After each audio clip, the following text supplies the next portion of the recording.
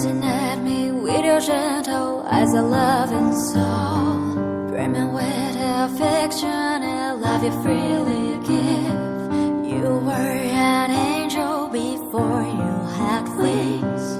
You were my angel even without wings. You told me to take tender care of those who are weak. You helped me to act with compassion and righteousness. You offered the words, keep yourselves in the love of God.